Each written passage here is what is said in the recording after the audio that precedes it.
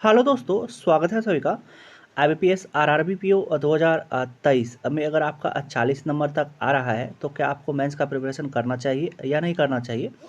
क्या अभी आप रिजल्ट का वेट कर लें? तो उसी के बारे में बात करने वाले हैं और साथ ही साथ रिजल्ट आपको कब तक देखने के लिए मिलेगा उसके बारे में बात कर लेंगे। तो अब चलिए दोस्तों, वीडियो को स्टार्ट करते हैं और अब बात कर लेते हैं RRB PO 2023 में अगर आपका 40 नंबर तक आ रहा है तो मेंस का प्रिपरेशन करें या नहीं करें।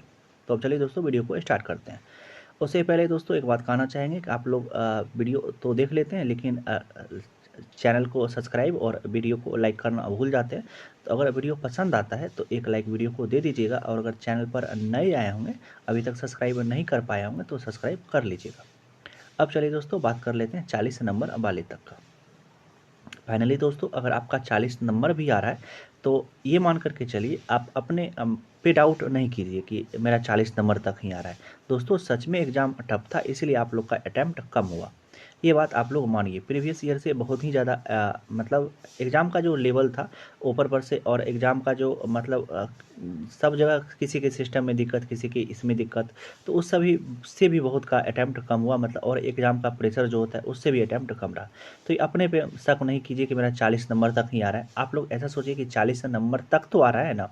तो जो और एग्ज़ाम का जो अटैम्प्ट कम हुआ है ना, वो सिर्फ क्वांट की वजह से हुआ है। क्वांट का पेपर थोड़ा ज़्यादा ही अब था, तो इसीलिए सबका अटैम्प्ट कम रहा। तो दोस्तों अगर 40 नंबर तक भी आ रहा है तो क्या करें, मेंस का प्रिपरेशन करें या नहीं करें? तो दोस्तों फाइनली ये कह देना कि नहीं 40 मेरा 40 तक अटैम्प्ट हो पाया, मेरा क्लियर ही नहीं होगा, तो ये बहुत ही बड़ा बेवकूफ़ी है दोस्तों। बेवकूफ़ी ही कहेंगे उसको, कि अगर ऐसा सोच लेना कि नहीं 40 नंबर तक आ रहा है और मेरा क्लियर ही नहीं होगा। इसमें दोस्तों अभी बहुत सारा फैक्टर काम करेगा। एक करेगा कि नॉर्मलाइजेशन, ऊपर से आपका किस शिफ्ट में था, वो शिफ्ट कैसा था, मॉडरेट था या टफ था। और उसकी वजह से अगर आपका अटैम्प्ट 40 ही रह पाया तो आपको अच्छा खासा नॉर्मलाइजेशन का बेनिफिट मिलेगा। प्लस आपके स्टेट में कितना वैकेंसी है उससे भी कट ऑफ डिसाइड होता है।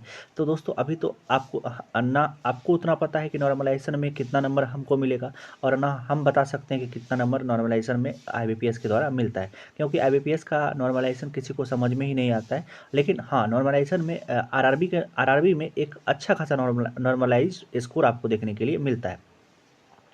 चाहे आप चाहे आप कितना भी स्कोर किए हुए होंगे ना, तो आपको ये पता नहीं रहेगा कि अब मेरा सिलेक्शन होगा या नहीं होगा। दोस्तों अभी हम लेकर के चल रहे हैं कि 40 नंबर तक वाले का भी अगर सिलेक्शन हो जाए, और आपका जो रिजल्ट वाले दिन अगर आप देखिएगा कि मेरा सिलेक्शन हो गया हुआ है, और तब तक आप अगर प्रिपरेशन स्टार्ट नहीं कीजिएगा, तब तक आपके हाथ में कुछ भी नहीं रहेगा। मतलब आप रिजल्ट का वेट कर रहे थे और आपका मेंस का प्रिपरेशन कर नहीं रहे थे।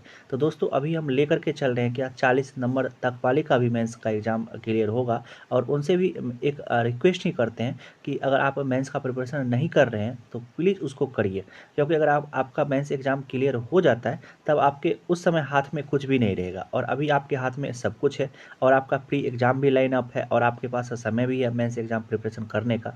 तो आपका भी एग्ज़ाम क्लियर होगा दोस्तों। निराश नहीं होइएगा कि मेरा 40 तक ही हो पाया। आप ऐसा सोचिए कि 40 तक तो हम किए हुए हैं ना, और आगे क्या कहते हैं, 40 तक तो मेरा हो 40 तक तो हम किए हुए हैं, और आगे प्री एग्ज़ाम भी है दोस्तों, और अगर इसका क्लियर हो गया तो इसका मेंस भी आप लोग दीजिएगा।